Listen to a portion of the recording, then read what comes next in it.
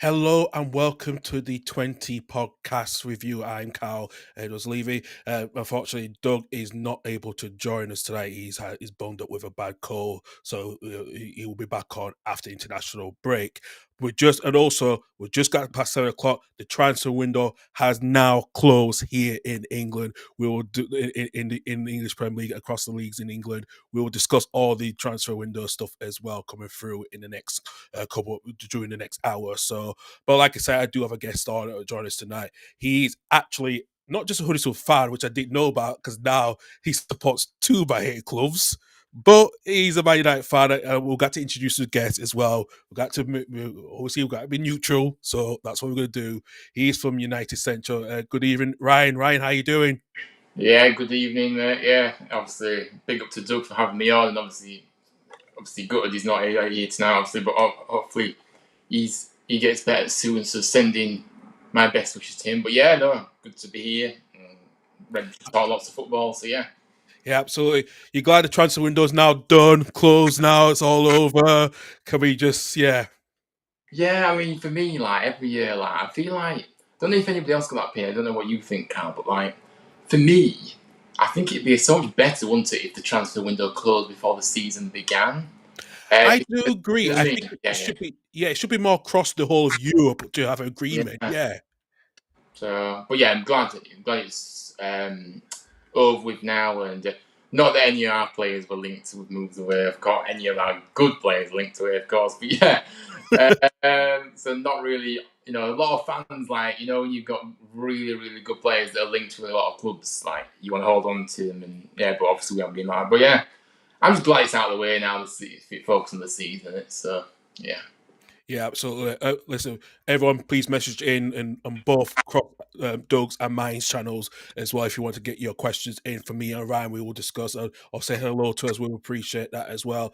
We'll discuss this past weekend's results, Ryan, and we'll start off with Saturday's lunchtime kickoff between Chelsea against Fulham. A win for Chelsea. They won 2-0 against their rivals Fulham. João Pedro scored late in the first half, and Enzo Fernandez scored in the penalty in the first 6 minutes.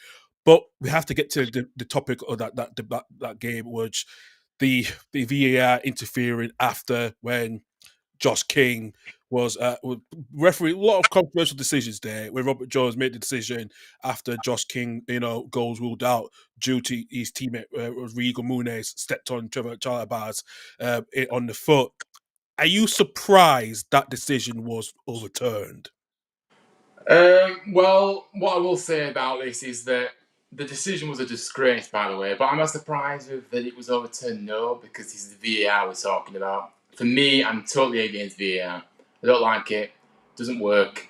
People that are in there controlling, making decisions, they have a clue what they're doing in there. So yeah, no, I'm not surprised. But for that to be overturned, let's just have it right. That was an absolute disgraceful decision, and it just seems like when we have decisions like this, you just kind of think about it like, would a decision like this go against a team like Chelsea?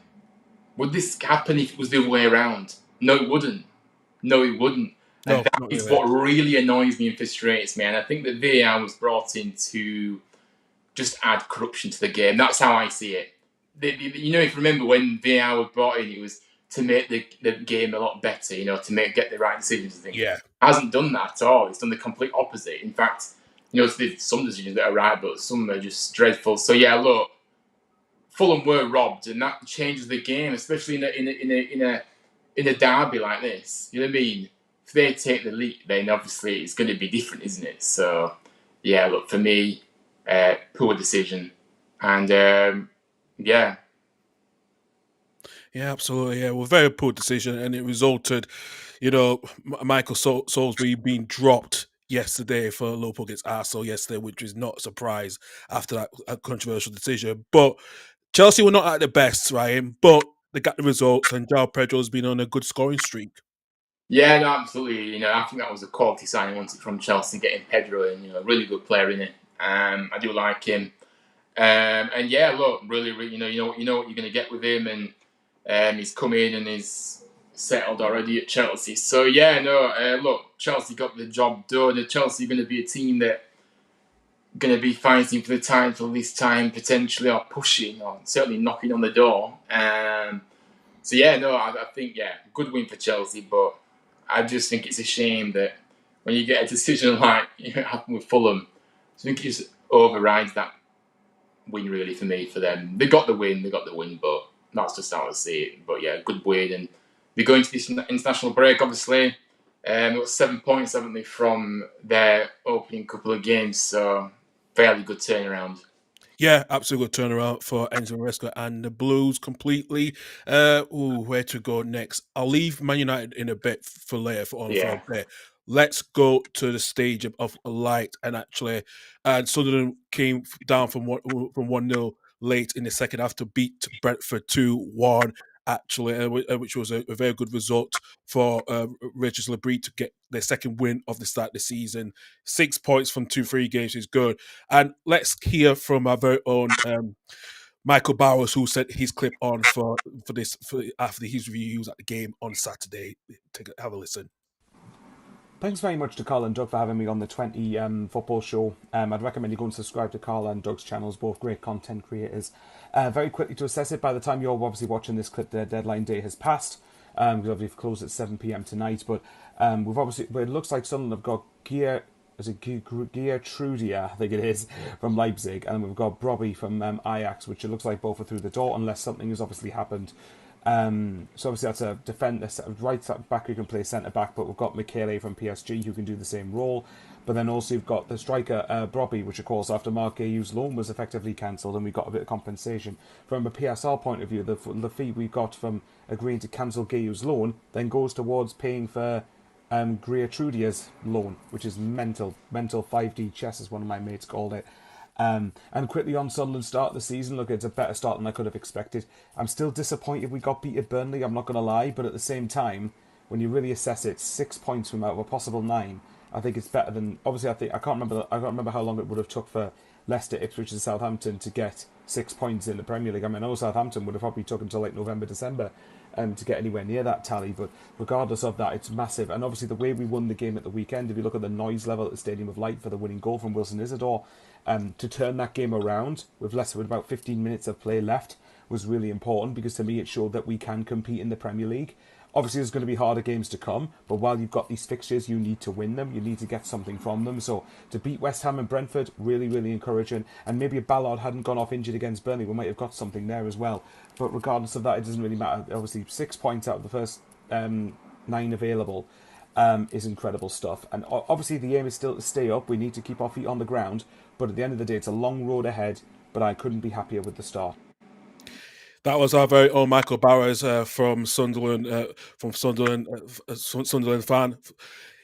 Ryan, what you'd expect Sunderland to get 2 wins out of the first 3 games? Did you? Were you expecting them? It was going to be a tough start for them. With, the first couple of games before the first international break. How are you really glad how much they've done well in the transfer business this summer? Yeah, obviously they've really brought some very good players in, haven't they? And obviously, you look, they're doing very well, and the way they've really showcased already what they're about, and a lot of people probably wrote them off before the season began, but they're already proving that they actually got a fighting chance. The biggest sign for me, I think Granit Xhaka is a great sign for them in that middle of the midfield. Full of experience and a very good player. And they've got some good players, haven't they, in that team? So look, great start from great character to turn this game around, wasn't it? Against Brentford too. Had the struggling start to the season, admittedly, but to come back from that is really, really impressive. So look, and it's actually good to see collectively that the teams that have come up are doing very well early on. I think there was a stat, wasn't it like the last season, how long did it take for the promoted sides to get their first 3 points? And they've already been broken. I think about 4 or 5 games at least, maybe a bit more. It took a bit of time, because it was a bit quite long. So already, but all the promoted sides, have actually done a lot better than previous seasons. So does that mean that these sides potentially will stay up? We'll see. But good win for Sunderland, really good business as well for them, and let's see, because it's a long season, isn't it? So let's see if we can keep going. Absolutely. In terms for Brentford, with Keith Andrews with his second defeat in across 3 games, they were surprising that they got the win last weekend, the weekend before against Aston Villa. It's losing Vissa is going to be is huge once the deal's been confirmed by Newcastle shortly. But is he going to be under pressure, especially because the team, with them not doing the much signings and let some players go, especially with Thomas Frank going, Norgard going as well, Wissa, and so forth. Do you have concerns over Keith Andrews with his managerial experience as a first time manager in a top flight division? Yeah, I do. I have huge concerns because for me, I thought it was a strange decision to appoint something like that anyway. Like, if you're starting out in coaching, to start in the Premier League, it's a big thing. It's a big thing, I mean, I think really you need to be, learning a little bit lower down and building yourself a little bit. So, look, it's a big challenge for him. Like you said, they've lost players, and Buemo as well has obviously left them as well. Let's not forget him. And I do worry for him. I think they will be down there. And I think, for me, I see that their luck might run out this year. Now, obviously, if the really struggling by in the next couple of months, I do expect Keith Andrews to go. They probably will get rid of him, but the reality is they start the season with a manager that's never been in that position before. It's a massive risk, and you can't afford to do that. They've only just been staying up in recent seasons, haven't they? And riding their luck a little bit, and now they've got a manager that's inexperienced, and they've lost a lot of players, and I just worry for them massively. I really do. Yeah. Yeah, the one player that really made a difference for Sunderland was their goalkeeper, who was Ruben Ruiz. He saved a really good penalty for early in the first, after when Kevin Shard penalty was saved. How huge is he going to be for Sunderland this season, especially he's coming in a new division from Europe? Yeah, no, look, obviously. So, well, we know only too well. If you don't have a good goalie, then it sets you out to be a very, it doesn't matter what player you got outfield. But yeah, no, it's important for them to have a really solid goalkeeper in there. But of course, in the Premier League, you do need to be. I think they've got some good defenders in front of him as well. You know what I mean? Trey Hume, full of experience as well in there, and a few others. But yeah, look, really good solid keeper, but like I say, will need help from his defence as well at times. But yeah, decent back. I actually heard of him before, to be fair. So yeah, maybe he's a good find. Yeah, like I said, Sunderland do some good business. They find some good gems, not just in top leagues across Europe, and hopefully it could pay off for them to survive this season.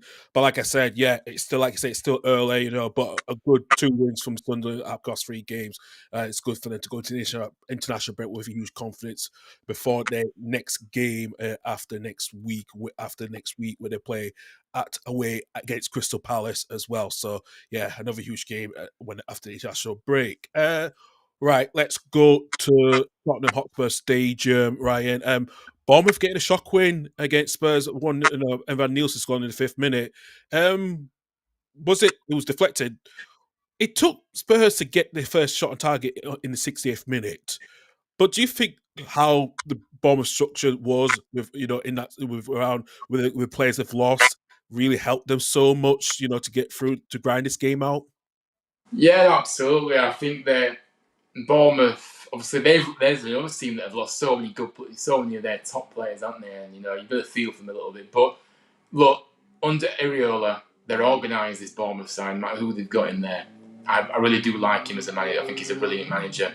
And yes, they frustrated Tottenham.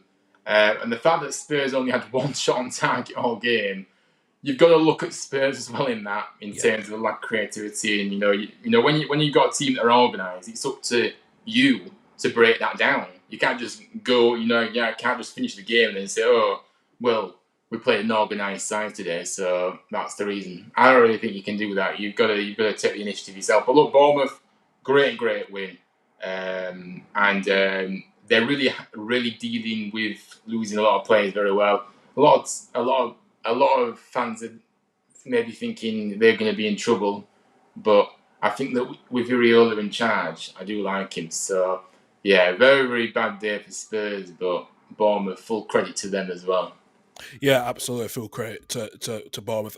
For Spurs, Thomas Frank's first defeat as Spurs manager in the Premier League. Like I said, they've had a good start. They came to an abrupt end, but as I said, they get some good players in. Travis Simmons is now going to be he's in his squad.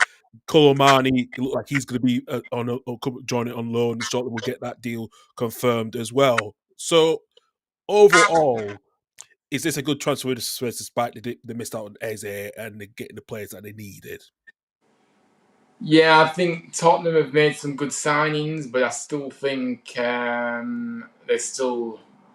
I know they're still missing quite a few players for me in terms of, it depends what their goals are this season. But look, they have done some good business, but still think maybe a couple more in would have been a lot better. They still, with, Moani's come in, I don't know if he can play striker or if he's more of a wide man, but they haven't really got a striker in the building. Obviously, Solanke is injured.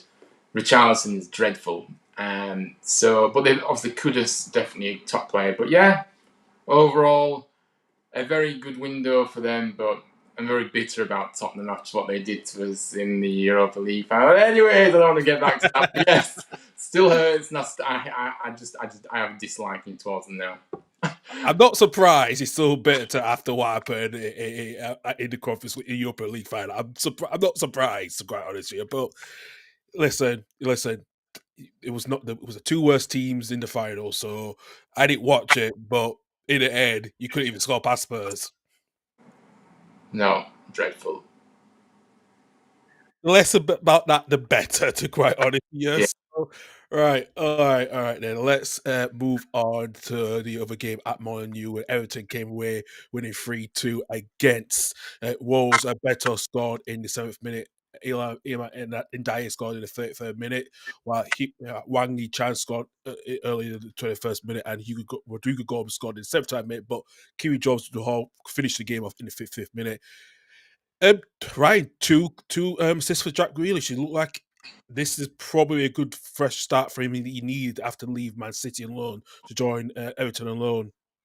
Yeah, no, absolutely. Like, obviously, when Everton did get Grealish, I thought, you know what, fair play. Look, Grealish just wants to play football, doesn't he? And obviously, he's not that Man City. And now, I suppose he knows that he is a key man in that side, and that is bringing the best out of him as well. I think it's a good fit going to Everton, in my opinion. And look, he's already showing why they signed him. Yeah, I think he can certainly help them towards, a much better position this season, along with, a few others that obviously I've liked Everton's business as well. I thought Everton have done a few good signings as well for me. So, yeah, really good, really good. Probably from their perspective, they need to be a bit more solid at the back. I know obviously they were the away side, but conceding 2. I'm not really keen on. I'm not really keen on Michael Keane, and Tarkowski's a good. I just think there's something not going well there for them. But look, I'm waffling now. But yeah, Grealish, the top sign. I do think, we'll continue to see that consistently for the rest of the season. Absolutely. Is this a huge concern, Ryan? Especially what's been going on at Wolves. For fans are voicing their concerns at the moment, and there was a lot of rules about Stan Larsen. Was wanted to leave to go to Newcastle. It's been a lot. It's been a lot of discontent at Molineux for Wolves, and then under Victor Briere as well. Right? Oh, so we just lost Ryan there. Hopefully, we'll get him back on into the links shortly as well. Good evening, Jordan. How are you doing? Thank you very much for joining in as well. So we should get Ryan back on in as well through the link as well. So yeah, we'll get his response as well. Hopefully, we got back. Ryan, hopefully we can hear you loud and clear. Yeah, I'm back. I don't know what happened. It froze. Sorry about that. I don't know how it happened there. It's all the streaming services that we use. It's not going to be clear cut. So Yeah. yeah, but I wanted to ask you concerned about what's been going on at Wolves. Third league defeat. Oh yeah. Yeah. Where can you see them get the first win? Oh, I mean, again, another team that I feel like they're going to have a really struggling season. You know what I mean? If you look at the signing, they've lost a few players. Well, and just look at their sign now in front of me, and they've got a few good players, but I really don't know where the next win's coming from. Ultimately, they've had a dreadful start, and they're already up against it. So, of course, it's still early on in the season, so plenty of time, but I don't know. I do worry for Wolves. I do. I just don't see where the goals are coming from. I don't see where the points are coming from. I just think the defence, awful. So, yeah, I don't know. It's a huge concern. I'll just bring some breaking news, a couple of breaking news that Liverpool have submitted a deal sheet for their attempt to sign Mark Gray. They have 9 till 9 p.m. to complete that deal. Also, Whistler's deal sheet is gone in as well before the deadline. So, and also for Harvey Elliott as well too. So that deal is going to be hopefully give them to at least another an hour and a quarter left before the deadline, the extended deadline at 9 p.m. Also, Ben Chilwell has signed a new permanent 2-year deal to sign for a sister club Strasbourg. So he moves there as well. What else is missed? Also, Edouard has joined Len. He was not in the Palace squad, but he's now returned to France on a permanent deal. Mario Akanji is having a medical. He's moved to Inter Milan. They have agreed an initial form of obligation to buy, which the loan fee is about 1 million euros, an obligation to around 50 million euros for that as well. And Chris Pass did make a signing just before the deadline. They've signed JD Canvot from Toulouse. That is still worth about £20 million, £20.8 million, which he's signed a 4-year deal with the number 23 shirt. He's probably the replacement for Matt Gray. So they got someone in the door now, Ryan, just about, so that's why this Gray deal is going to be done by tonight.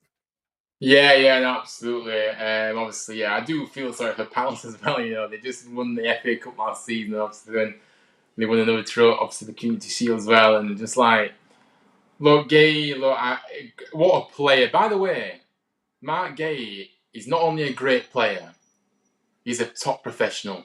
Yes. And I've loved how he's conducted himself, compared to a few others that you probably know that who I'm talking about here. Yeah. Particular players that have, used that player power, too much player power in football, football now. But look, Mark Gay, he's stayed professional today, and even playing last night, despite all the speculation and putting the performance like he did, that's what you should be doing. And, you know what I mean? So, yeah, look, he's got his move, and Crystal Palace, unfortunately, have to move on without their captain. But, again, it is one of those, and it's unfortunate for them. Yeah, absolutely. Especially he was in his going into the last 12 months of his deal at Selhurst Park, so yeah, for a better time to cash in as well. So, and also news that in Sky, according to Sky in Italy, Dele Alli has terminated his contract at Como. He did originally sign an 18-month contract in January, but they have terminated his contract, so he will be a free agent as of now. So yeah, that has just been coming in the last couple of minutes as well. Yeah, I mean, look, it's such a shame, isn't it, about Dele Alli? He's a player that had all the talent. He was actually, when he was very, a bit younger. Obviously, a lot, people thought he was going to have a fantastic career, but I don't know. His injuries have plagued him, and maybe he's just focus on the game itself has let him down as well. And I remember when he was at Spurs once, and I think when Mourinho was there with I remember they obviously, because I think I watched something about Dele Alli. Was there like a documentary or something on Dele Alli? There was an Amazon Prime on Spurs, but there was a documentary he did with Gary Neville on the overlap. Yeah. Yeah, I think that's the one I didn't watch this. I didn't watch the film, but I did watch the overlap. Yeah, and yeah, he's saying about Mourinho kind of sat him down one, and obviously, and kind of said, look, where you go is on you. Where you go is kind of on you, and you're the only one that will hold you back because you've got a lot of talent. And unfortunately, he's gone the other way. And it's a shame really. But I don't know where if he's gonna continue playing or if he's gonna just stop playing altogether now. Don't know. Yeah, he's got a huge decision he's going to have to do now. I think he'll come back to the UK, and I think he will assess his next steps where he goes with his future for his life. So yeah, absolutely. Let's go to one of the games on Saturday night and Saturday evening kick off with at Ellen Road. Leeds got a 0-0 draw against Newcastle. Ryan, it was good. Was that a good point for Leeds to stop? Against Newcastle side, still looking for their first win. Yeah, I think obviously, it was certainly a good point for you. Obviously, the thing is though, at home though, you will need to be picking up a lot of points at home. But obviously, Newcastle got a lot of quality in there. But shame there wasn't goals in this game. But I thought that it was a very tight game. Obviously, Newcastle were pushing as well at times and just couldn't quite get the breakthrough. But good point for Leeds, and I think better point for Leeds than it was for Newcastle, who, have started the season not very well, have they, at all? But yeah. Absolutely, and also they made a big signing with Nick Voltemade from Stuttgart. He couldn't play; he was late, but he was in the grounds, in the ground and watching the game as well. How huge is he going to be for Newcastle? Especially, he was a bit of a late, but he's I won't say late bloomer, but he's he did score a lot of goals for Stuttgart last season. So, is he going to be that type of good replacement? With his statue to try to really give physicality what Eddie Howe's been missing under Isak.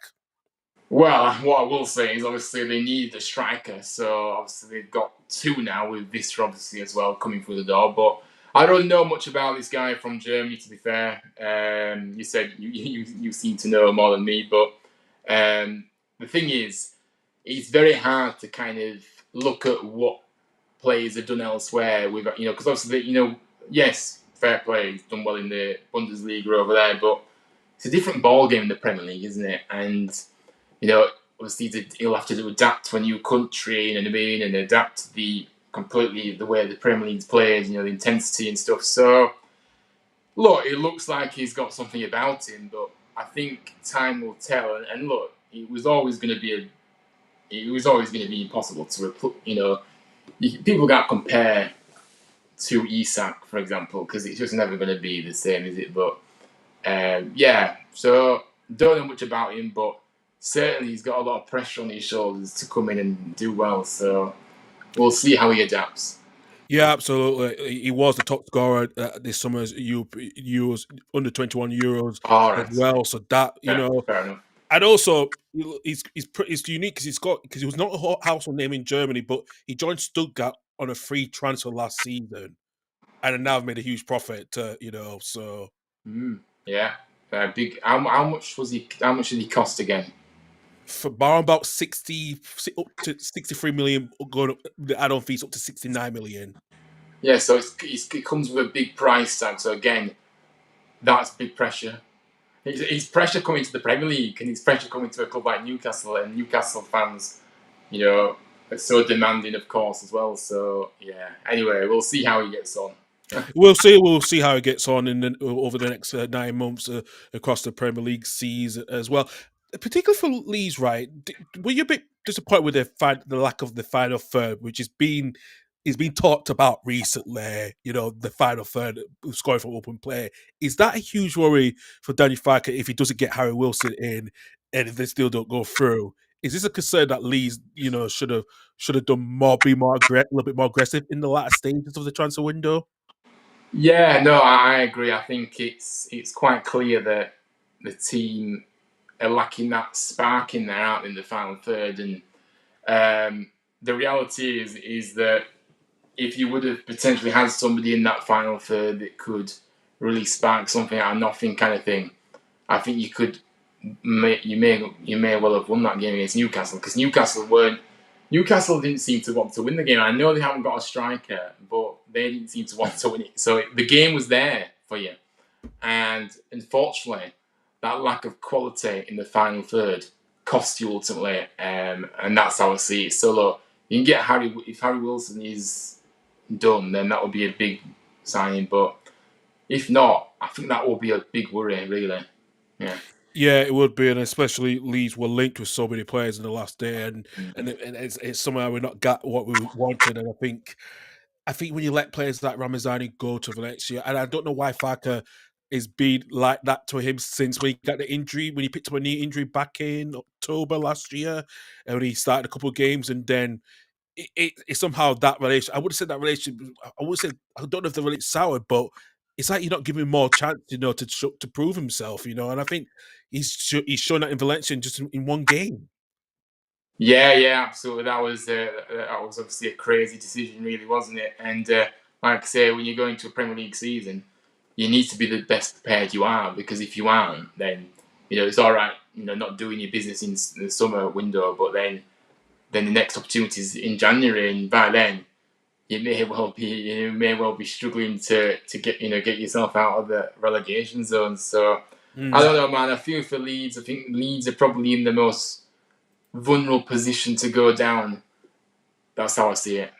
And I can understand that. Listen, when me loving Bielsa, we was very, we was very like, let's say, yeah, we can fight, but under Farker, it's difficult. That's why we're a bit more pessimistic and just say, let's see pragmatic, and let's see how it goes now. The first couple of games, if Farker don't get the results, then we have to change for someone.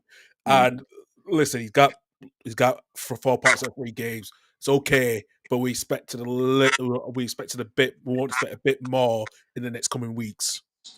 Yeah, it's funny, Nick, because how come he's not really playing Pirro in that striking position? Because Pirro, I think, is a good physical striker, and I think he could potentially be a good player for you guys, but doesn't seem to be favouring, does he, at the moment?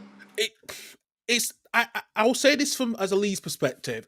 It is a bit weird with that one. I was surprised that Pirro did not play on Saturday in the starting, and I know Yeah. Lucas Nemka came in. I think because of that, because we just let Bamford go on a mutual termination. I just listen. Pirlo, yeah, he scored 19 goals last season in the championship, but this is the first proper season. So he's gonna, he's gonna have to, especially against big games. I think Calvin Lewin, the same with his fitness, he's probably been more coming off the bench for the time being until he gets fully fit because he's had an injury ravaged couple of seasons. So I think Pirlo would have been more favourable completely, and like I said, speaking of Devil, Doug said, even guys, Loop have a solid keeper. Yeah, we do. Lucas Perry is a very solid keeper, and it's surprising that Melier he's not left. I don't know if any deals can happen in France tonight, but he's still the third choice goalkeeper at the moment, third or fourth choice goalkeeper, and he was a post goal, but we still kept him. So I think we'll probably sell him in January for the best of the profit.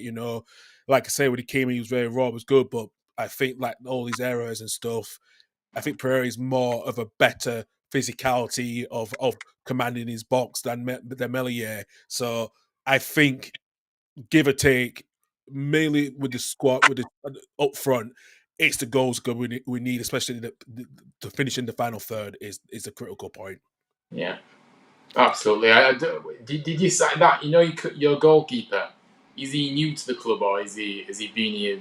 Has he been at the club for a while? Pereira's was new to the club. He joined from Leon. All right, okay. Yeah, because he came from Botafogo under John Textor's football ownership. So he was probably he's got one of the longest goalkeeper throws to get across half the pitch, and his physicality was more better. Commanding the boss is better than Melier. That's what we needed. Especially we needed someone a bit older, but who was very experienced and done well across Europe. So Pereira is a Brazilian, international. So there was always realized that his talent, he was the right fit. It was either him or Nick Pope, but I think the Pope deal just dragged on a bit. I think Pereira moved up the list anyway. Yeah, fair enough. And he did play against Man United. He did play against you guys in the Europa League as well. So he was always, Pereira is always, that, which you should watch because I think, I don't know. I can't remember. I can't remember him. I don't know. Maybe I was caught up in the shocking season. I think I checked out by that point. I checked out, a few games. Yeah, I'm not surprised you checked out anyway, right? I'm not surprised a lot of Man U fans did. So, but Prairie was probably one of the stand-up performers against you guys in the knockout stages because, like I said, I think it couldn't go either way until you lot got a late winner. I So remember that game. I like coming back to me now. Yeah. But he did concede quite a number of goals in that game as well. So, exactly, yeah. but yeah, that was crazy, that game. Oh yeah, very crazy. It was very crazy as well. Do you know what? Let's get onto your team with Man United getting a late penalty to win the game against Burnley, winning 3-2. Josh Cullen own goal in the 27th minute. La Foster scored equalised after the second half in the 50th minute, and 2 minutes later, Brighton Benmore scored in the 57th minute, and then Jaden Anthony is equalised again in the 60th minute until it took the 97th minute penalty from Bruno Fernandes to win the game. Ryan, let's talk about the week you had last week. You drew against Fulham. You got knocked out the Carabao Cup against Grimsby, and it could have, the interview, the awkwardness at what Ruben Amorim came out with his post match interview, and also his pre-match in press conference as well. Give us your reflection of what happened the last 7 days. I mean, I don't even know where to start, to be honest with you. It was a really, really tough week. I agree with what you're saying about Ruben Amorim. For me, things he's saying to the media and stuff like that is very strange. The reality is, we got beat by Grimsby in the cup, and I just think to myself, it was just embarrassing from minute one. The players we had on that pitch should have won that game easily. But I question this manager. I've questioned this manager a lot. The way we're playing, not convinced by him at all. And I don't really see what we're trying to do in there. It's just too weak. Players just not knowing what to do in a sense. So yeah, look, the Grimsby defeat was shocking. We deserved to lose that game, and I think the penalties were shocking as well. But should never have got to that point. What was it last week? Look, I've already checked out. You've already told, right? Let me just have a look at last week. Drawing against Fulham, and then and it just shows how much there's so much issues, and I think it's this, with him not being adaptable to the play's strengths, not the weakness. And then we had something like Kobe Manu wanted to leave the club on loan. It's so much shit show that was going on until Saturday, till you got the win, and I just don't know how can you break that streak again to try to be consistent. I really don't know, because the reality is, I go back to this transfer window. Yeah, like, first of all, it's all right, well and good spending £200+ million on your front line, but when your biggest we already had, they may not be the best players in that final third before the summer's kind of transfer activity, but we still had options there. We needed to fix the goalkeeper. We needed to fix the midfield. We need another number 6. We need a ball-playing midfielder, that's physical, that can dictate the game. We haven't got that, and so the priorities were wrong there. It's taken us ages to get a goalkeeper in, and it's just like, what are we doing here? We start the season with no number 1 goalkeeper.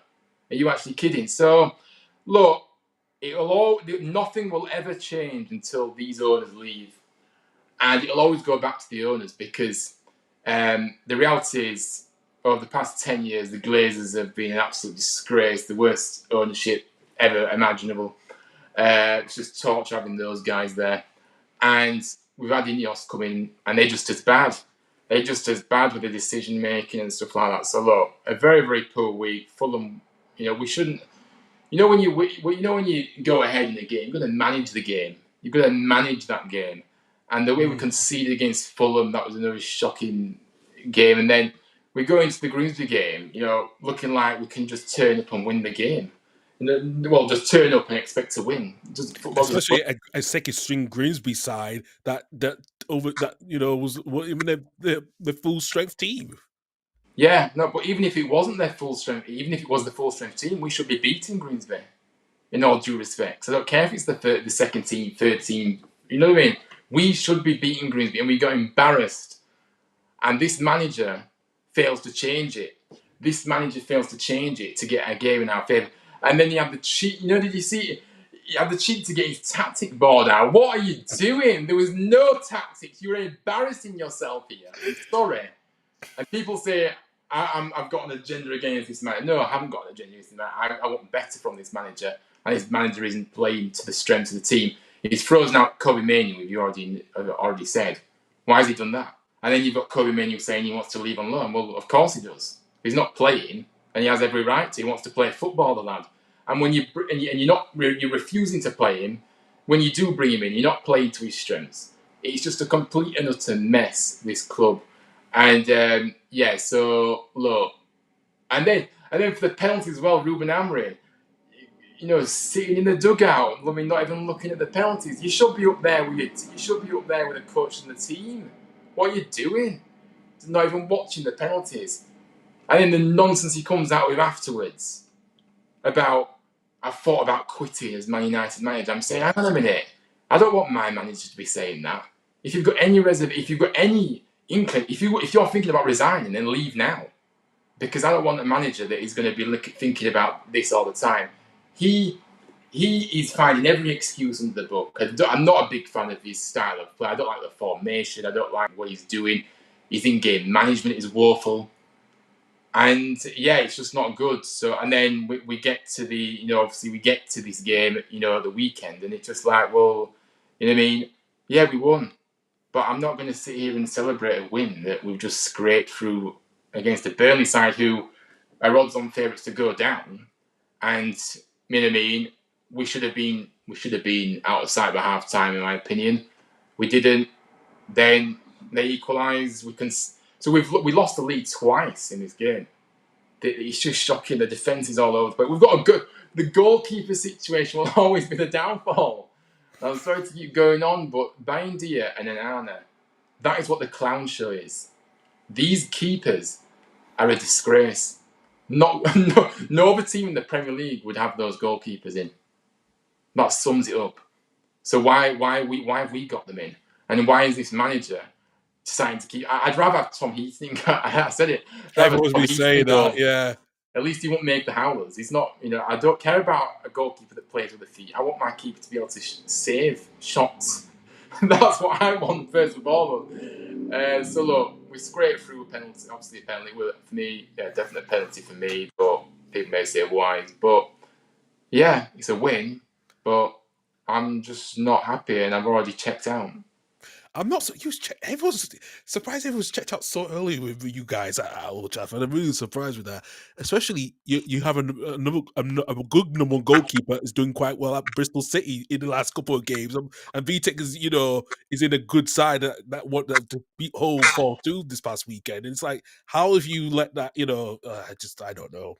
How have we just not get a goalkeeper in the summer like we should have done? Because look, Vitek, fair enough, he's gone on loan and he's doing well, but he's not up to standards at this club either. You can go away and you can play for a team like Bristol in all due respects, and that's fine. But the pressure at Man United is completely different. You know what I mean? And I don't really think he was ever going to. I wanted us to go out and get a goalkeeper, and of course, we finally decided. It hasn't been confirmed yet, but I'm pretty much expecting the confirmation very soon. United always do things last, always the last person to announce it. So we'll probably hear about it at some point. But we should have been in months ago, this keeper. Or why not go for it? Why not be ambitious and try and get a Donnarumma in that goal?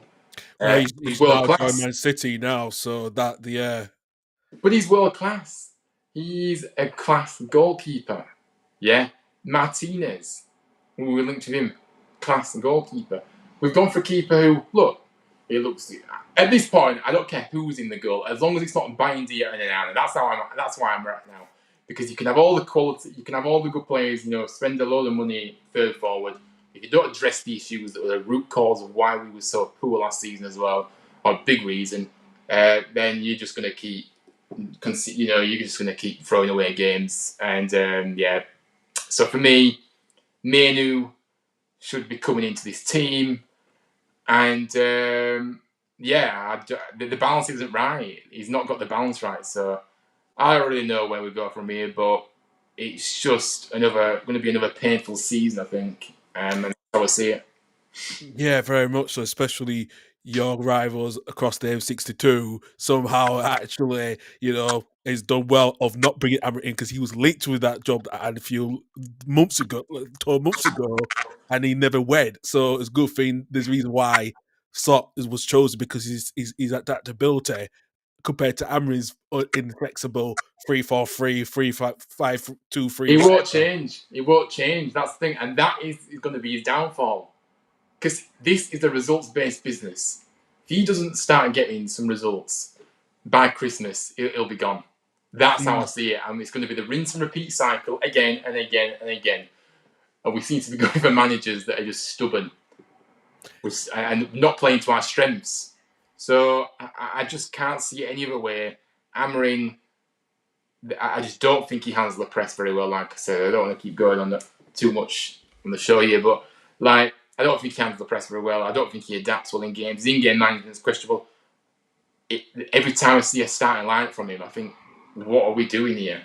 I'm not convinced by what I see from the starting lineup every single week. This is how I feel. So, I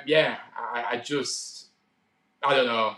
I just think this club is a mess. And like I said, until the owners go, that's the root cause of why this club is where it's at. Then we're going nowhere, unfortunately. Yeah, no, every Man United fan I talked to has said roughly the same thing what you just said. So, yeah, it's not surprising, especially when you three previous Man United managers got sacked within 4 days, such as Oli, Jose, and now Eric Ten Hag today as well, who's been sacked after 3 games against by Leverkusen.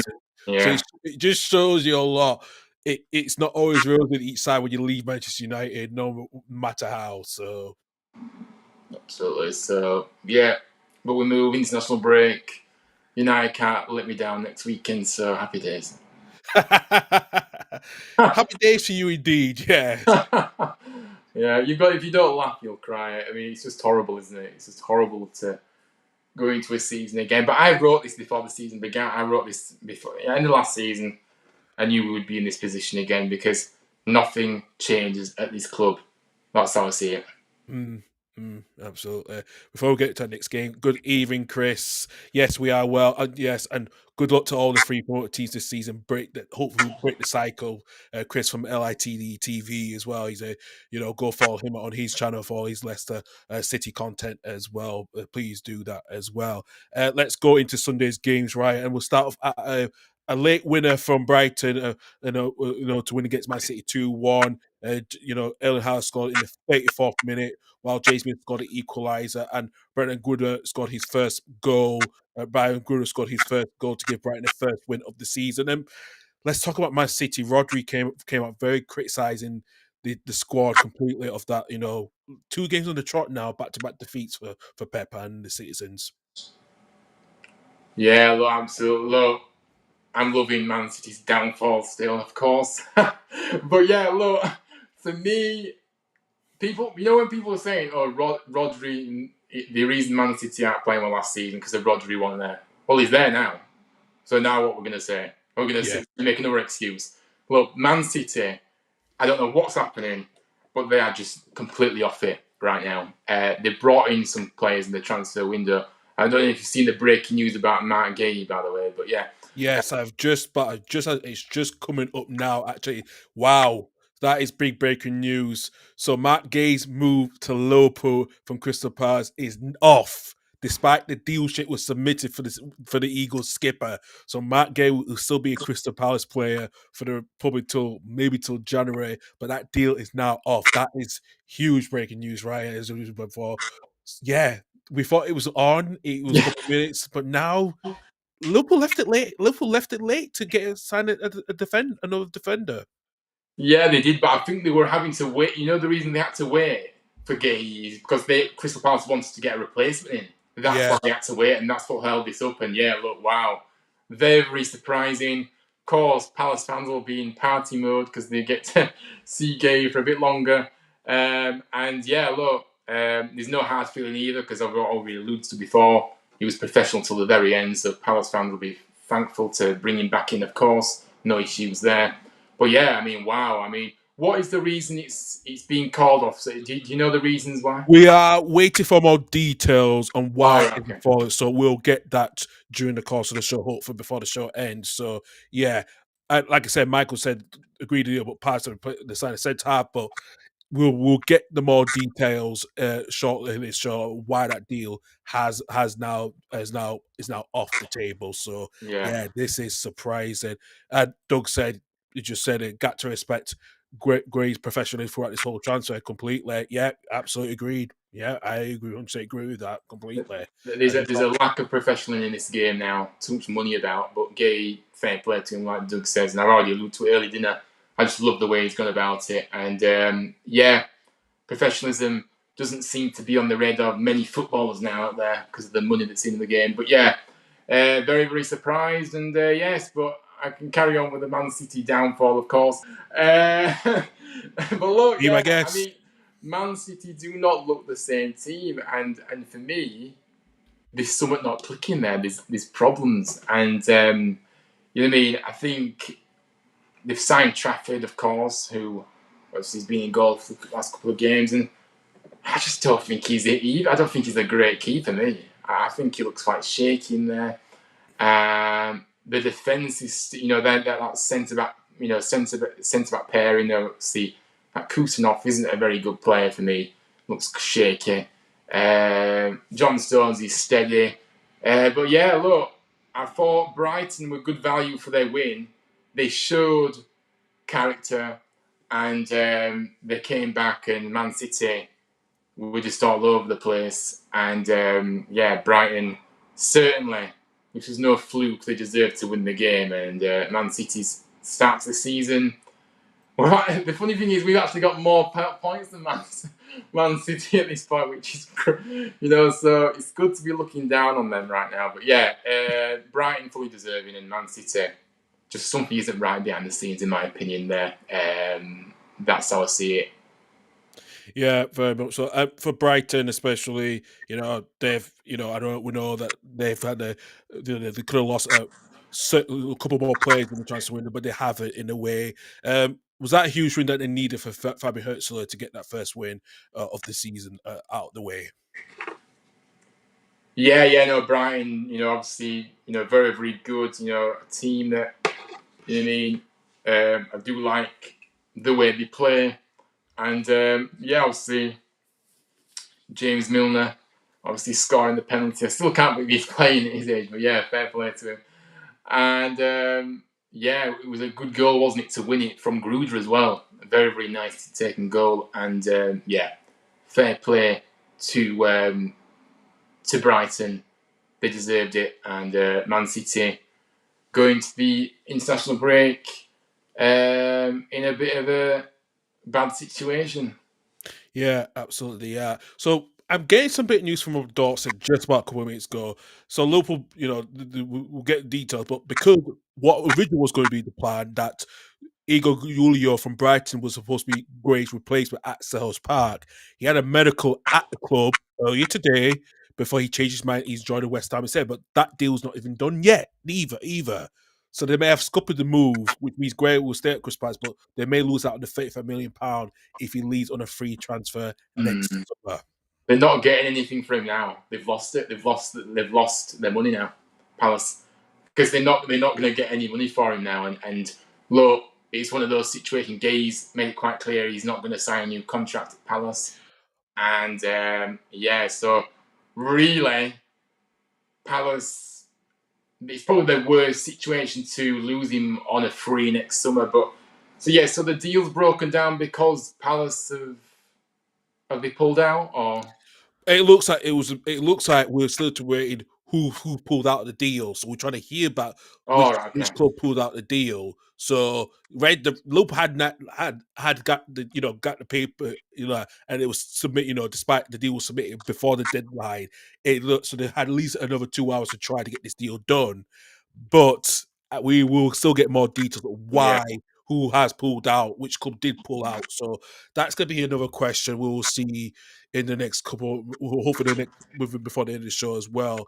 And I think, like what Turf, good let's see to see Dan from Turf Millhouse TV, he did say on this now, passing kind of made a right bash of their window. Is who's more to blame, Crystal Palace? I don't think Overgaza is not his fault because he expected more.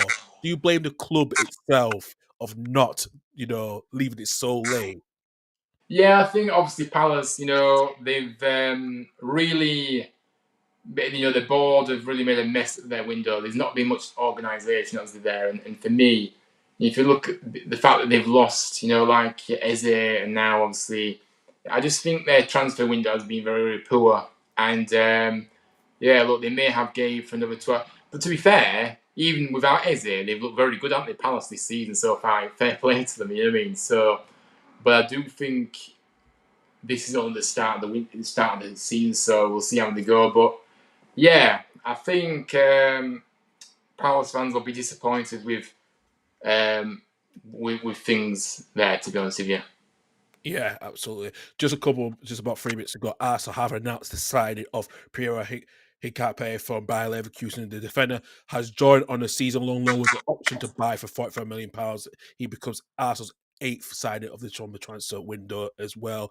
And also, we'll have Turf Millhouse to join us as well too. So I will send him the link as well. So yeah, we'll have Dan joining us shortly. We'll get his say on the Burnley game, of his Burnley view from last week, from the results this past weekend as well. So yeah, it is interesting to we'll hear from his response as well. But again, we'll get more news about who pulled out the deal between Matt Gray as well, too as well. So moving on from the Amex, a bit surprising win, Ryan, for West Ham to gets Nottingham Forest 3-0, and it was no goals till the 84th minute till Bowen scored and Lucas Paqueta and Callum Wilson scored the latter goals.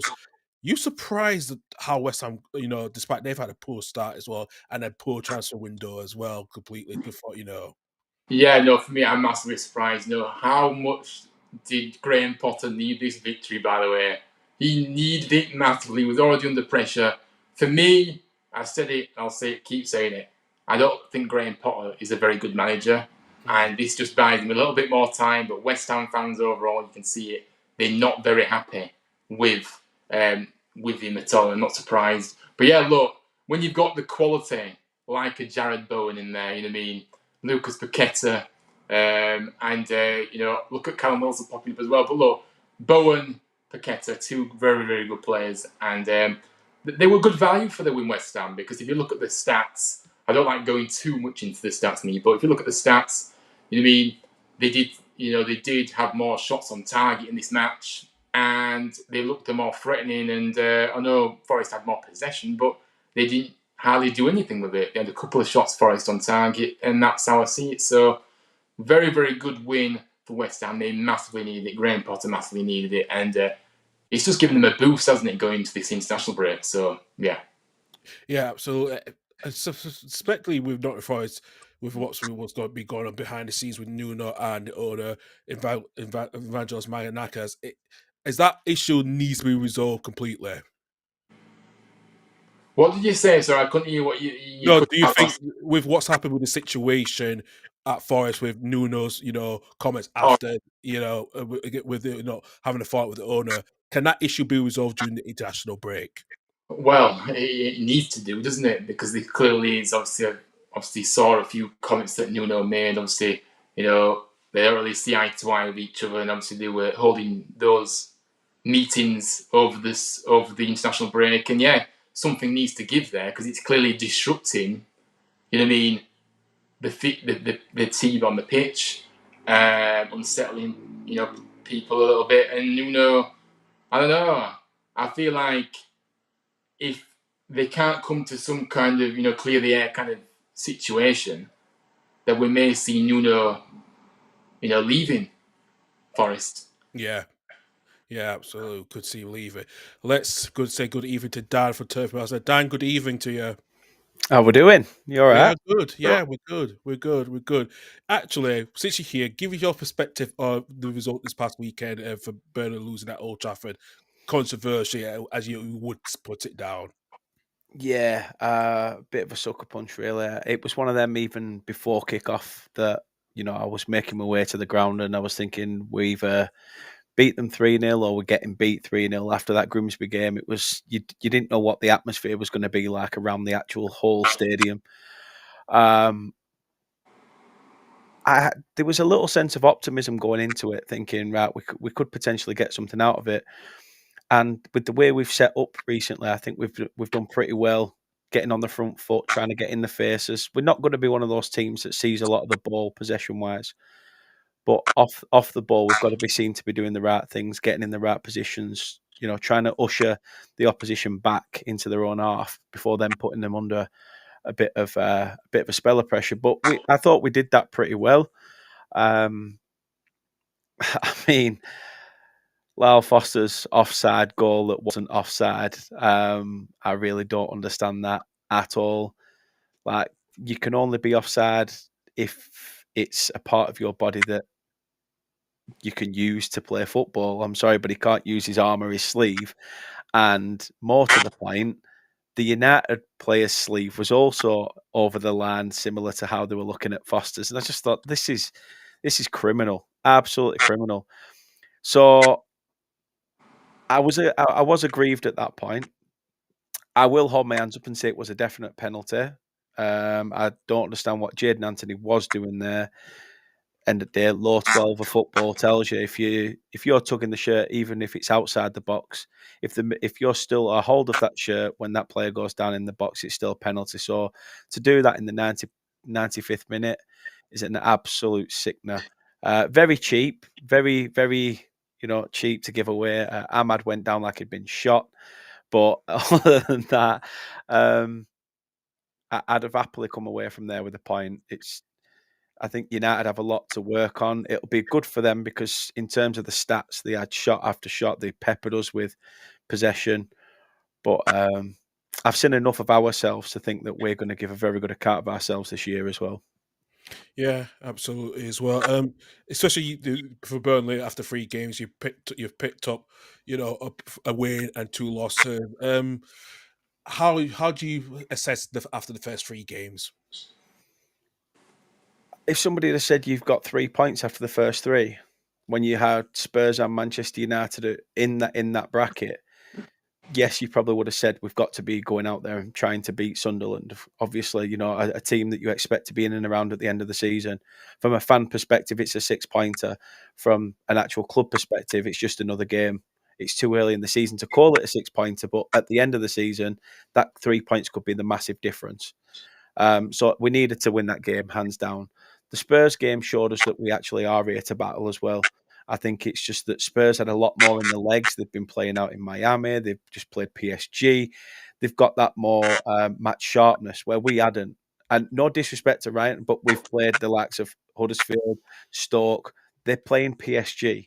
They've just played Arsenal and beat them 1-0 in America. There's a bit of a contrast. When the games we're playing is more about just not getting injured, getting some minutes in the leg. They were playing competitive football.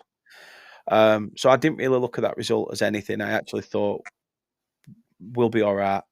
Then the Sunderland game came, and Sunderland came to Turf Moor with the optimism and rightly so, after their win against West Ham. But it's like I've said to Sunderland, and look at the other teams that have come up and spent money. We tried to spend over 100 million when we signed Trafford and all that, and everyone thought, oh, company's going to do something. Didn't work. Ipswich under McKenna spent a lot of money. It didn't work.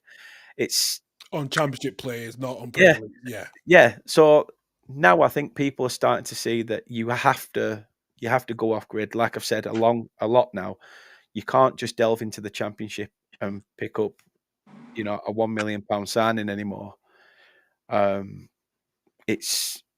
I mean, you can see it today. Who's it? Tariq George at Chelsea. Yeah. I don't think has ever even kicked a ball for them. I'm not entirely sure. He's had a couple of games. He's had a couple of games more in the Europa Conference League last season. That's what I mean. Look, 22 million for a guy who's crazy. what you're Yeah. paying for is Range Rover. Are you paying that off? Like it's mad. The size of fees for these players that have barely even got themselves a name.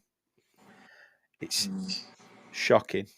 Yeah, it is. I've got some more news of why Gray's deal has fallen. So Palace did inform Liverpool that they will withdraw from the deal. So Crystal Palace was the club that decided to withdraw the deal for Matt Gray. Despite the interest, Liverpool never wanted Joe Gomez to leave the club, so that's why they felt there was not going to happen because Palace told them that they could not withdraw from the deal. So it's pretty much because the Palace decided, not Liverpool. So yeah. I'm surprised by that. I'm really surprised because Liverpool were there, £35 million, and now they're not going to get anything for him. Do you know what I mean? But Mark Gay is priceless in that team, and even if he'll go for a free next year, who cares? He'll be there. He's what a player he is, by the way. He'll get his move next summer. But the fact that Palace withdrew, knowing full well that they won't be having any money from him anymore. This is you've got to be making money out, but you've got to make the money out of players. So yeah, but I don't know. It's a lot of money to lose. Let's not forget that. A lot of money to lose. 35 million is huge. Yeah. Especially with all the crap that Palace have just had to go through with, chasing European football and all the riffraff with all that. The question you've got now is, are we going to have a similar Isaac situation, but from a defensive point of view at Palace? Because I think it was after the first game that Glasner tried to talk to Gray and he just walked off and sort of palmed him off. So how is this going to go? It's such a strange one. Yeah, I didn't actually hear about that, but for me, from what I saw, look at Gay last night. He was clearly professional to the very end. Of course, he knew the speculation was going on. So I think in terms of the contract negotiations, having discussion with that, of course, he doesn't want to do that. So maybe that's why he walks off from that situation. But I think until he leaves Palace, he will stay professional. So I don't think there'll be any problems there, personally, for me. I think he'll just come straight back in. Yeah. I back that up as well too. Actually, I think that will be the case. I think he'll still be professional, regardless if they do sell him in January or he goes to the free next summer. I just think he needs to work though. It's a World Cup year as well. Let's not forget. Yeah, he does. He's a big one for him, especially if he wants to be in that 26-man squad under Thomas Tuchel. When we play, we'll go across North America next summer. It really is actually. And coming on to Matt Gray before we finish up with Liverpool against Arsenal, Villa losing 3-0 at home to Palace yesterday.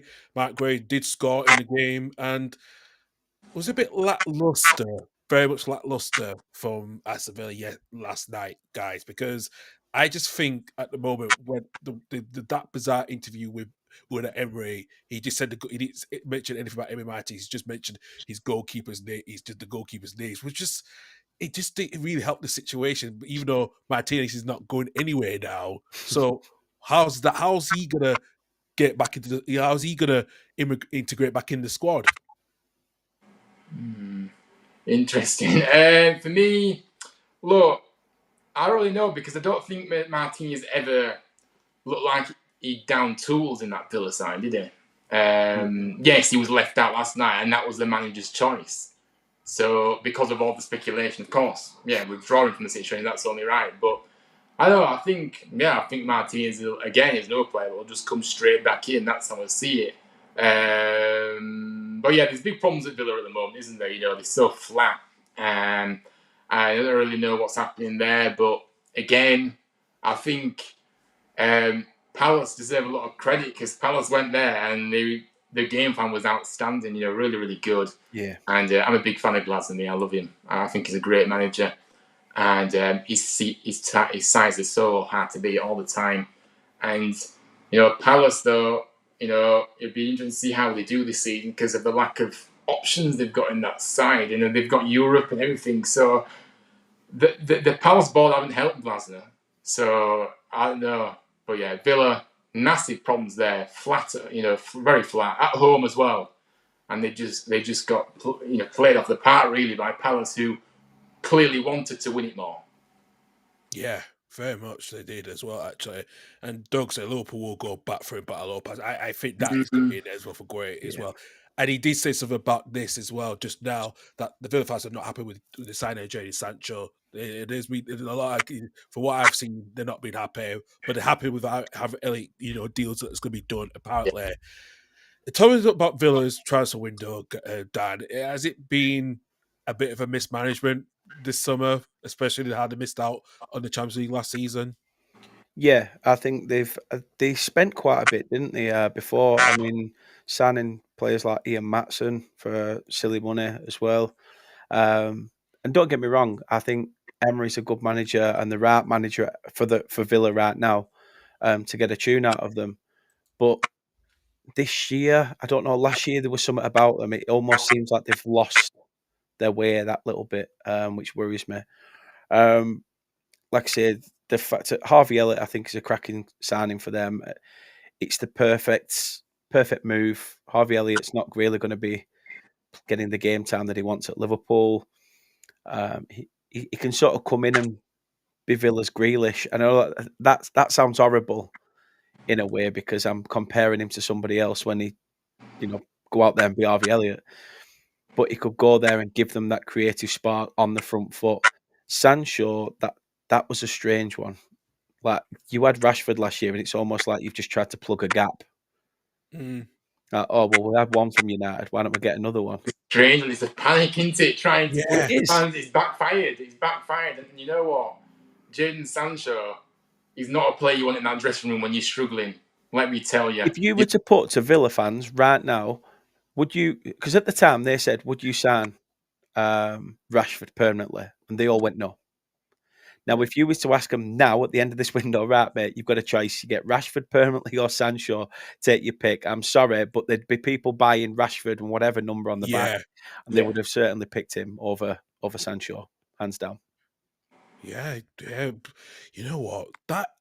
That comparison now is actually, if they had that choice, they would have chosen it. But even Rashford's not really doing quite well, right? Since he's moved to Barcelona, he's been off the bench a couple of times. Rashford is, for me, he's lost all the hunger for the game since he got that big contract at United, and that's how I see it.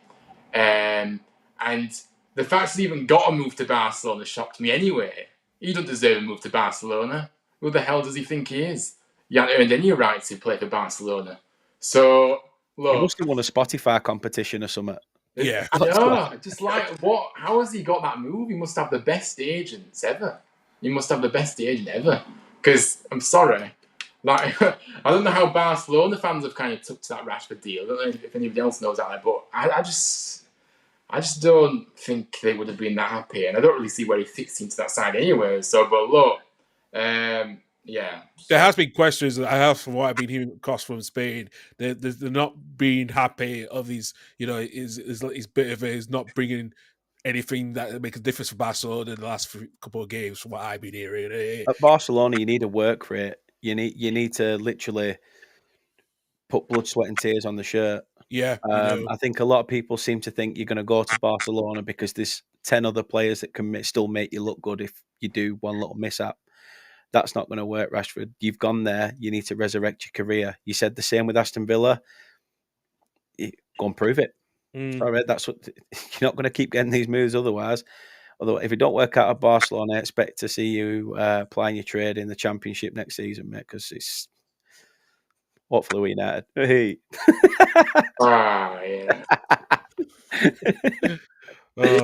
These bands, well. Anyway, look, we don't want. Rashford can. Rashford. If Rashford could. Rashford just needs his contract terminated at United, and then. How long's he got left? I'm not sure how long he's got left. Is it? It's supposed to be at least 3-4 years at least. Jeez. Because I think that's why I do remember. Because I know he had a plus option to extend his contract I do know that. I think I do remember from his last contract. 2028.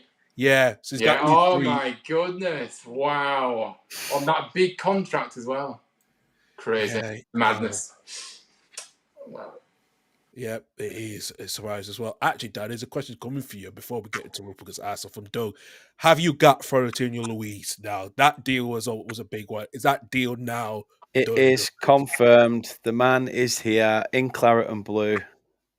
Done. Confirmed. It's he'll wear the number 16, same number that Stephen Defoe wore, and Sander Berge. So I think he's in good, capable hands. It's a good sign. I'm really shocked that we've managed to pull somebody like him in. I think he's class, and he's still only 26. Yeah, It was literally £100 million move between Liverpool and Chelsea 2 or 3 seasons ago. it was. Yeah, mad. wow. To fall in your hands to get a player like that is quality. It really is. It really is quality. That one. Right. Let's finish off the final game of that. What a win for Liverpool! What a free kick from Dominik Szoboszlai in the 83rd minute to beat Arsenal 1-0 as well. Listen, it was a hard fought game, guys, but I think it just shows you Mikel Arteta. He just can't, and there's been jokes about calling them Stoke 2.0, and then the unbeaten run against top 6 teams has now come to an end completely now. So was that a win for Liverpool they needed, despite it was not going to be their best performance? Yeah, you just have to go into that game for me and just win it. And Liverpool weren't the best, were they, either? No. Had Arsenal come out and actually gone in to win that game, then they may have had a chance. But Arteta seems to go into matches, especially against the top side, especially against the teams that are top sides, going in it kind of looking not to lose rather than going to win it. That's the mentality shift. He's done it in the bigger games, well, in the Champions League. So that's why they've not got off the line, for how long now, in terms of winning trophies. Because he is the one that holds this club back. And to have one shot on target as well, Arsenal in this game, very, very poor. And yeah, look, for me, Liverpool got the job done, but they haven't been convincing, in my opinion, Liverpool, this start of the season. Haven't been like, whoa, you know what I mean? So I think Liverpool got quite fortunate because there weren't really much between the two. Like, other than Liverpool wanted to win the game, Arsenal didn't. No, yeah. I'd second that. I think you look at the games that they've played against Bournemouth, where they've been a little bit poor. They almost like they've tried to go all out attack, but defensively they've just not been solid enough. I'm very surprised at Konate because I think even from the first 3 games we've seen that he's the weak link in that defence. I think his head is turned so much after because he's in his last year's contract as well, especially and that's what we've done. It's with Real Madrid link, it's just in his head. It's just messed around with his head and not really concentrating on with what his current team, and that is the issue why they were trying to get Matt Gray before that deal was scuppered. So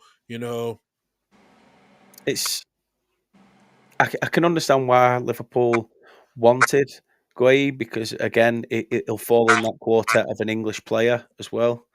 That fall in that 25-man bracket, and you've got to have all these extra little rules in there now. But I'm also surprised that Liverpool didn't have contingency options if this was to come about, because they've had the whole window to identify at least 3 to 4 different options. And let's not lie, you're Liverpool. You could mention any name and they'd probably want to come to you right now. You're on a high. So I'm surprised that there wasn't any more names really rumoured other than Mark Guay to come in. Also, that surprised me because Palace obviously have signed a keeper, haven't they? Some young 18-year-old. Yeah. But because he's clearly not going to be one that comes straight in and slots in, I can understand why they've done what they've done. But yeah, Liverpool for me against Arsenal, it just took that's what them games sometimes need, just a moment of brilliance. I won't lie, I think the refs cam probably got the best view of that free kick. To Yeah. be honest, It was a good free kick, wasn't it? Yeah, it were. I didn't want it. I don't like Liverpool, but yeah, it was a good free kick. It was very Cristiano Ronaldo-esque, that free kick, actually. It was. Yeah, it was.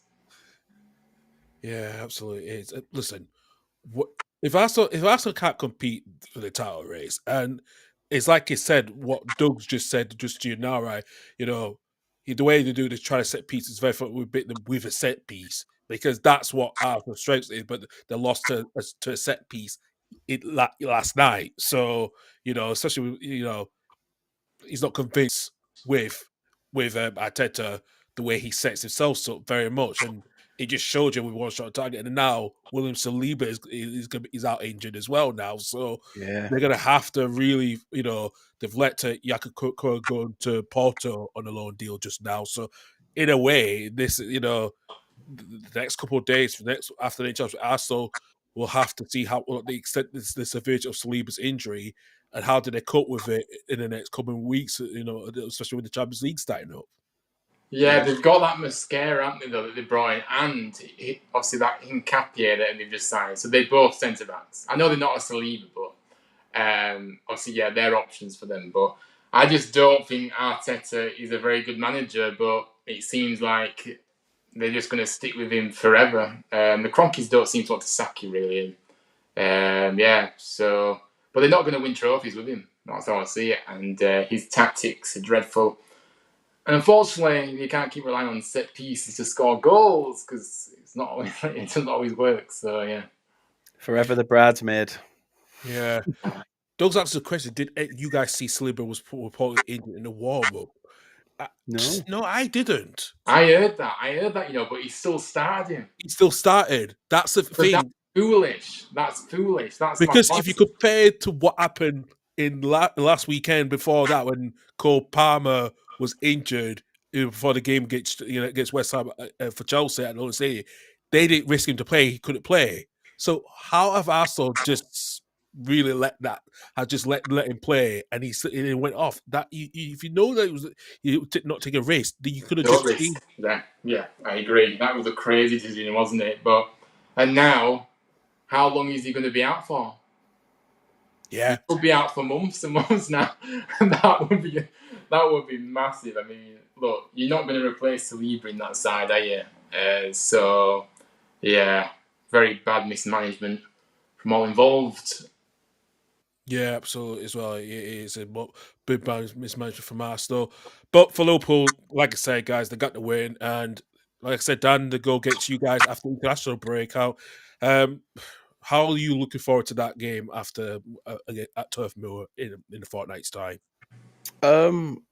Ideally, I wouldn't have liked the international break. I think if we'd have gone into say the game was this weekend, I think following on from what happened at United, I think we'd have that fire in our bellies to try and put some of the wrongs right. Although we're playing the top six, so I doubt that's going to happen. But yeah, we've got to make Turf Moor a fortress. Simple as, no matter what, as the home side. And we've had some very good results against Liverpool at Turf Moor. So it'll be interesting. It'll be an interesting game. I think Liverpool will be expansive. My issue from a Burnley point is we need to try and counter that. But countering it, you have to be clinical. And on our day, we can be. But most of the time, we do struggle in front of goal. Yeah, absolutely as well. Gentlemen, thank you very much. We'll discuss about got question from NX Sports TV, which we'll do shortly. I was just going to get the tables from the Premier League this past weekend and see how it goes, and then we'll discuss the transfer window stuff as well from our perspective for each of our club as well. So let's go into the Premier League table at this moment in time. So Liverpool are still with 100% unbeaten records when they start to the season, with Chelsea behind them. Arsenal Spurs dropped down to third and fourth. Everton, with their winner, now behind them in fifth place. Sunderland, one of the new teams, with this 6 out of 3 points. Bournemouth and Palace and Manchester United and Forest make up the top half of the table, and in the bottom half, it's still no wins for Wolves, while Villa and Fulham make up the bottom three. Newcastle are just hovering above the relegation zone, with West Ham getting their first win of the season as well. So yes, we'll come to that second. So we've got some questions for us, and let's answer it for Nippon himself. For all of you, are you satisfied with your transfer deal? Who wants to go first? Go on, Neil. I've already answered it, so yeah, me, you already know. I'm not happy. Anyway, that's all I'm going to say. That's all I'm going to say. I'm keeping you short and sweet. Dan, over to you. Well, we made 10 signings in this window. Can't complain. Obviously, there's still players looking like, I'm just checking Twitter now, and looks like we've still got one or two that may be going out on loan. So I think Manuel Benson's potentially going out on loan to Swansea. And I think there is one more that got mentioned. I can't exactly see where, but I'm very happy with what we've done. I think, would I have liked one or two more if I was being greedy? Yes, but I think we've done all right. If you'd have told me that we've gone from literally signing Stoke rejects to signing a midfielder, that played at Southampton in Ugachukwu, who was one of their standouts in a terrible season. Brozier is one that I think we've took a massive risk on because he needs to keep fit. Shoring up the loan players that we had was massive because obviously under company we didn't. Like I say, we only brought one in, which was Jordan Bayer. I wanted us to sign Taylor Howard-Bellis. I wanted Teller, wanted Matson, but we never did any of that. And this time we did that by getting Jadon Anthony, Bashir Humphreys, Marcus Edwards, and Zion Fleming. So them four were through the door. Dubravka's the surprise one for me because he's only signed on a 1-year deal, and I think it's how do I word it? When you're making a signing as a club, you've got to sometimes look at the deal of what's the sell-on fee, what's this, what's that. But this is a keeper that's 38 now, so he's already looking towards the back end of his career. A 1-year deal, I think, is brilliant. It gives him that game time for a year. Let's see what happens. If we go down, he probably stays. If we stay up, thank you for giving us a season. He may even stay on and play second fiddle. There's a lot of keepers in the Prem now that are still 40 odd. Like say Bettinelli, Heaton, a few that are still just lingering around. So yeah, I'm hoping that we can make a good account of these players because we've not really seen many of them. We've only seen spells of what they can do. And for me, we've had him for years, but we've never actually seen him play for Burnley. He's Mark Trudeau. If he doesn't leave, I'll be really interested to see what he can achieve because I've seen the videos of him in training, and he's an absolute different animal. Now we thought that he was gonna. Well, we thought he was spitting his dummy out and thought I'll never play for Burnley in the Championship, but he actually didn't. He's been battling with a blood disease, and he told the club to keep it to themselves. So some fans have been on his back and slagged him, but I think now that they've realised, they've gone a bit like, oh shit, And if he does stay, if he doesn't make a loan to anywhere, where the window's still open, then redemption season for him. It'd be good to see him play this year. But I'm more than happy nipping with my window. Very happy.